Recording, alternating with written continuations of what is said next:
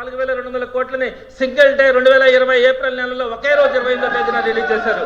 ఈ రోజు ఆ ప్రభుత్వంలో ఉన్నటువంటి 2 టర్మ్స్ ఎలక్షన్ టైంలో ఉన్నటువంటి 2 క్వార్టర్లని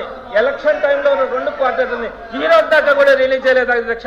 2 సంవత్సరాలు అయింది. 20 లక్షల మంది పిల్లలు బాధపడతా ఉన్నారు అధ్యక్ష. అదేవిధంగా వసతి దీవెన కింద ఎంటీఎఫ్ అంతకుముందు స్వాతంత్రం వచ్చినప్పటి నుంచి కూడా ఇచ్చేవాళ్ళు. జగనన్న వసతి దీవెన ఆ టైంలో కూడా ఇచ్చారు. ఈ టైంలో ఒక్క రూపాయి కూడా వసతి దీవెన కానీ లేదనుకుంటే ఎంటీఎఫ్ కింద కానీ ఇచ్చినటువంటి పరిస్థితి కనిపించట్లా. ఆరోగ్యశ్రీ గురించి రోజు ఎంత తక్కువ చెప్పుకుంటే అంత మంచిది అధ్యక్ష. దానికి ప్యారలల్ గా ఇంకొక స్కీమ్ తీసుకొని వస్తా ఉంటామంటున్నారు.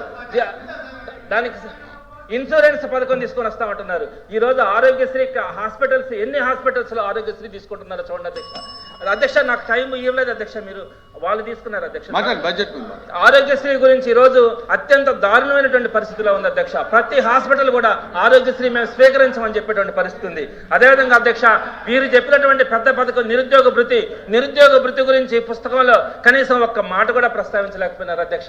సుమారుగా 30 లక్షల మంది నిరుద్యోగులు వీరు ఇచ్చేటువంటి నిరుద్యోగ భృతి ద్వారా ఏదో బతుకుదామని ఆలోచన ఉంటే దాని గురించి దీనిలో ప్రస్తావన చేయలేకపోయినారు. అదేవిధంగా ఆడబిడ్డ నిధి గురించి చెప్పలేకపోయినారు. దీనికి ప్యారలల్ గా P4 పథకం తీసుకొచ్చారు అధ్యక్ష. ఇది చాలా హాస్యాస్పదం అధ్యక్ష. P4 పథకంలో ఏం చెప్పారు అధ్యక్ష అన్న ఒక్క నిమిషం. P4 పథకంలో మీరేం చెప్పారు? 10.3 లక్షల మంది బంగారు కుటుంబాలను గుర్తించాము. 1,00,000 మంది ఉన్నత వర్గాల వాళ్ళందరినీ కూడా ప్రొటెక్ట్ చేస్తారని చెప్పారు అధ్యక్ష.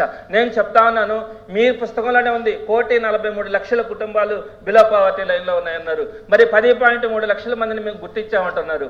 ఎంత తేడా ఉంది? 1,43,00,000 ఎక్కడ, 10.3 లక్షలు ఎక్కడ? సరే పోనీ అధ్యక్ష, ఆ పేదవాళ్ళని ఏ ప్రాతిపదిక మీద గుర్తించారు? వారికి ఏ విధమైనటువంటి సహాయం చేయాలా? నేను నిన్న ఒక అతను అడిగాను అధ్యక్ష. వాళ్ళకు ఫోన్ చేసి మీరు 10 మందిని అడాప్ట్ చేసుకోండి, మీరు వాళ్ళకి సహాయం చేయండి అని అడిగారంట. తర్వాత ఈయన మళ్ళీ ఆయనకు ఫోన్ చేసి అడిగారంట, నేను ఏ విధంగా చేయాలంటే నాకు తెలిస్తే కదా చెప్పడానికి అన్నాడట అధికారి. అంటే కనీసం P4 ద్వారా ఏం చేయాలన్నది స్పష్టం లేదు అధ్యక్ష.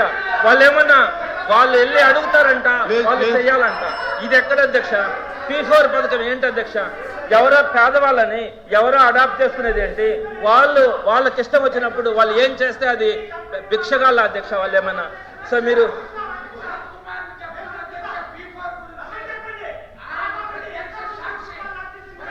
P4 తర్వాత ఉద్యోగస్తుల గురించి అధ్యక్ష. ఉద్యోగస్తులు ఎన్నో ఆశలతో వీళ్ళకి ఓట్లేస్తే ఈ రోజు PRC పరిస్థితి లేదు, DL పరిస్థితి లేదు, IR పరిస్థితి లేదు, బకాయిల పరిస్థితి లేదు.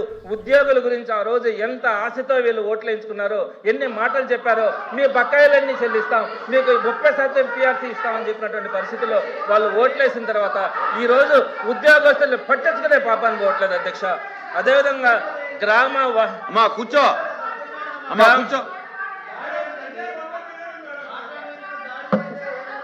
తర్వాత అధ్యక్ష, గ్రామ వార్డు సచివాలయాల గురించి చెప్పారు అధ్యక్ష. మేము దాని పేరుని స్వర్ణ వార్డు, స్వర్ణ గ్రామం అని మార్చాము. దీనివల్ల ప్రజల సేవలు ఇంటి వద్దకే వెళ్ళిపోతా ఉన్నాయని రాశారు అధ్యక్ష.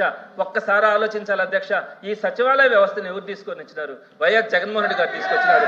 పేరు మార్చి దాన్ని సేవలు ఇంటి వద్దకే మేము అందిస్తున్నటువంటి విప్లవాత్మకమైనటువంటి సంస్కరణ అని రాశారు. అంటే దాన్ని మీరు అర్థం చేసుకోవట్లేదు అధ్యక్ష. వైఎస్ జగన్మోహన్ రెడ్డి గారు ఎంత విజనరీ ఉన్నటువంటి వ్యక్తో. ఇంకొక విషయం అధ్యక్ష, 2 పాయింట్లే అధ్యక్ష.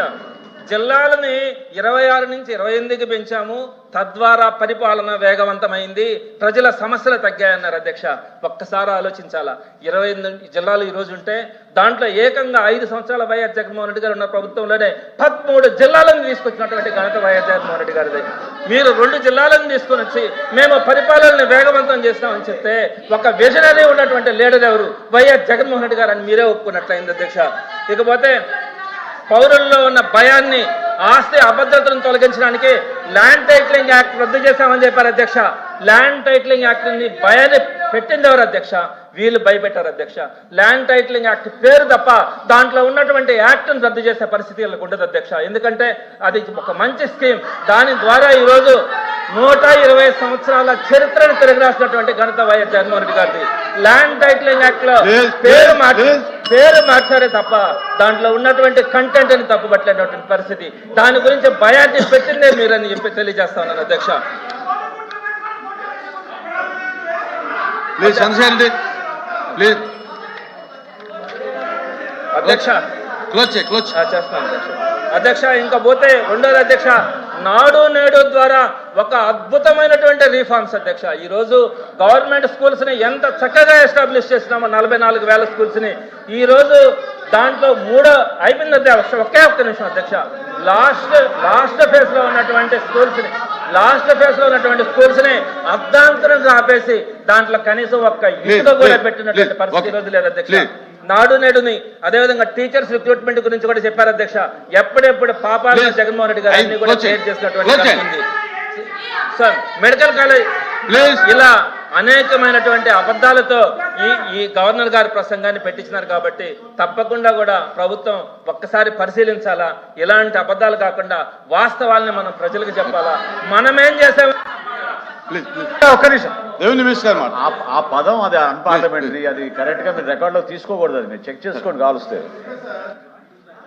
సభ్యులు స్టాటిస్టికల్లీ ఏ రికార్డు లేకుండా ప్రతి ఒక్కటి కూడా అబద్ధం చెప్పడానికి చెప్పారు తప్ప ఏది కూడా ఇప్పుడు ఎల్ఓపిగా చెప్పిన ఆ పర్సంటేజ్ వేగ్గా చెప్పారు. వీరు చెప్పిన ప్రతి అంశం కూడా చాలా వేగ్గా, అంటే ఇది మేము దీన్ని తప్పు చెప్పాలి అనే ఉద్దేశంతో చెప్పారు తప్ప please tell with statistical reports. ఇందులో చెప్పారు ఒకటి, ఓ సచివాలయంలో ఇలా వచ్చింది మాకు పేడ్ అని. తప్పకుండా అది పేడ్ అయ్యి ఉండి ఆ ఆఫీసర్ తప్పు చేసి ఉంటే మేము సస్పెండ్ చేస్తాం. కానీ మీరు తెచ్చిన రిపోర్ట్ తప్పుంటే మీరు చేస్తారు చెప్పాలి. మేము తప్పకుండా ఆఫీసర్ సస్పెండ్ చేస్తాము. అది అంటే మాకు ఏదన్నా ఒక్కటి చెప్పారు తప్ప ఏది చెప్పలేదు. ల్యాండ్ టైటిలింగ్ యాక్ట్ గురించి చెప్పారు, ఆ పేరు ఒకటే మార్చామని చెప్పి మేము మొత్తం యాక్ట్నే రద్దు చేశాము. దాంట్లో ఎవరైతే వాళ్ళ స్నేహితుల్ని వాళ్ళ అనువాయులు పెట్టుకుంటున్నారో వాళ్ళు ఎవరు రాకుండా ఉండే విధంగా ఈ రాష్ట్రంలో ప్రతి భూమిని వాళ్ళ హక్కుల్ని కాపాడే లక్ష్యంతో పనిచేస్తాను అధ్యక్ష. Please get with statistical report. Thank you. The house is adjourned to meet again at 10.